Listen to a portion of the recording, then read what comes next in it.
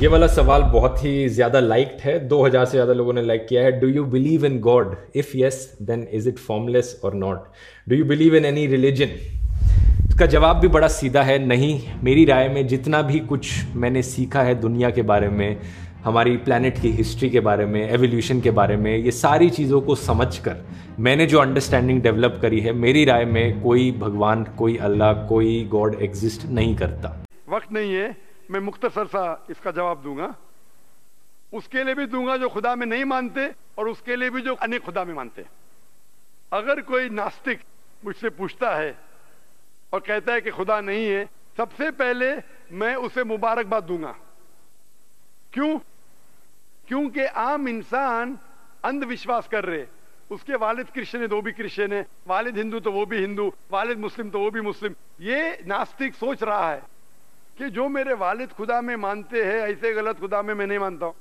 تو وہ سوچ رہا ہے. میں اسے مبارکباد دیتا ہوں کیونکہ اس نے اسلام کا پہلا پارٹ، جو شہادت ہے اسلام میں، اس کا پہلا پارٹ کا پہلا بھاگ کہا ہے لا الہ، خدا نہیں ہے.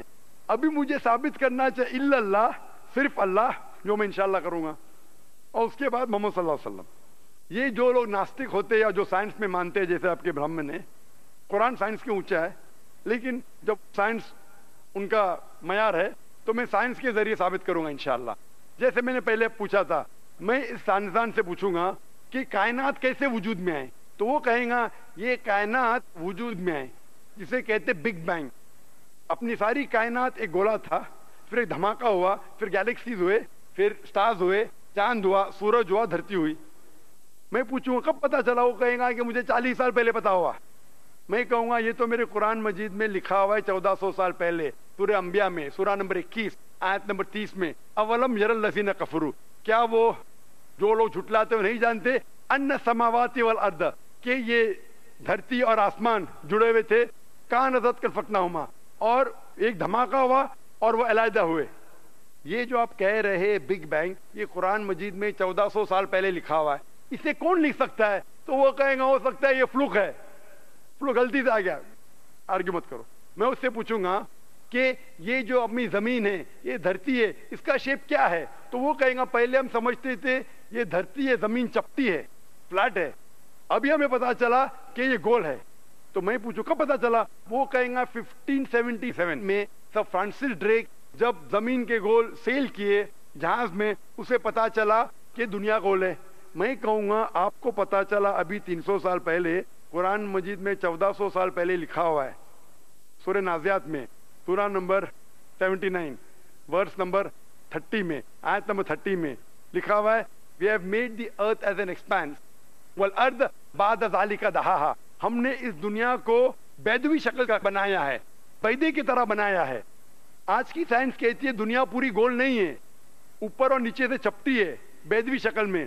اور یہ جو دہا ہے یہ آسٹرچ کا بیدا ہے، شتل مرغ کا بیدا ہے. ہم دیکھیں گے آسٹرچ کا بیدا بالکل جیوسفیریکل ان شیپ ہے، دنیا کی شکل کا ہے. تو قرآن مجید میں 1400 سال پہلے لکھا ہے کہ دنیا بیدوی شکل کی ہے جو ہم آج جانتے ہیں. یہ کون لکھائے گا؟ وہ ہو سکتا ہے کہ آپ کا محمد صلی اللہ علیہ وسلم نا وہ بہت ذہن والے انسان تھے. آرگیو مت کرو. دوسرا سوال، یہ چاند کی روشنی خود کی ہے کہ دوسرے کی ہے؟ وہ کہیں گا پہلے ہم سوچتے تھے خود کی روشنی ہے، ہمیں سائنس نے ابھی بتایا 100 سال پہلے، 200 سال پہلے، 300 سال پہلے کہ چاندنی جو چاند کی روشنی ہے خود کی روشنی نہیں ہے، وہ سورج کی روشنی ہے. یہ قرآن مجید میں سورہ فرقان سورہ نمبر 25 آیت نمبر 61 میں لکھا ہے کہ اللہ تعالیٰ نے سورج بنایا، اس کی خود کی روشنی ہے، اور چاند ہے جو چاند کی روشنی ہے وہ بوروڈ روشنی ہے، ریفلیکٹڈ لائٹ ہے. یہ کون لکھ سکتا ہے؟ تو وہ آدمی چپ ہو جائیں گے. آرگیو مت کرو، آگے جاؤ. قرآن میں لکھا ہے کہ یہ آسمان کو ہم نے چھت بنایا محفوظ. آج سائنس کہتی ہے کہ جب یہ ریز ہے، دی ریز جو ہے الٹرا وائلٹ ریز، اگر یہ آسمان نہیں ہوگا تو اس سے انسان مر جائیں گے. This filters the U V lights, جس سے انسانیت اور جاندار چیز محفوظ ہے. ایک قرآن میں جن میں 1400 سال پہلے کون لکھ سکتا ہے؟ وہ خاموش رہے گا. اس طریقے سے قرآن میں لکھا ہے واٹر سائیکل کے بارے میں، قرآن میں لکھا ہے بایولوجی کے بارے میں، قرآن میں لکھا ہے بوٹنی کے بارے میں، قرآن میں لکھا ہے کہ کس طریقے سے پلانٹس پودے کے بھی جنس ہے، مرد اور عورت. قرآن میں لکھا ہے کہ کس طریقے سے مد مکھی मध मक्खी किस तरीके से शहद लेती लिखा हुआ है कुरान में लिखा है एम्ब्रियोलॉजी किस तरीके से बच्चा पैदा होता है, वगैरह वगैरह 1000 से ज्यादा आयतें साइंस के बारे में। मैं पूछूंगा ये सब कौन लिख सकता है, तो उसका जवाब सिर्फ एक ही हो सकता है, वो है इस कायनात को बनाने वाला, इस कायनात का खालिक। और इस कायनात का खालिक, इस कायनात के मालिक को हम कहते हैं अल्लाह। और कुरान मजीद में लिखा हुआ है, कुरान मजीद के जरिए मैं ये साबित करता हूं, साइंस के जरिए कुरान मजीद में 6000 से ज्यादा आयतें हैं, और इन 6000 आयतों में से 1000 से ज्यादा साइंस के बारे में कहती है, और कुरान मजीद में एक भी आयत ने जिसे साइंस ने साबित किया गलत है। और कुरान मजीद में ये भी लिखा है सूरह इखलास में, सूरा नंबर 112 आयत नंबर 1 में, कुल हुवल्लाहु अहद, कहो कि अल्लाह एक है। तो कुरान मजीद जब साइंस से नहीं टकराता है, सब कुछ सही है, तो उसे ये भी मानना पड़ेगा कुल हुवल्लाहु खुदा एक है।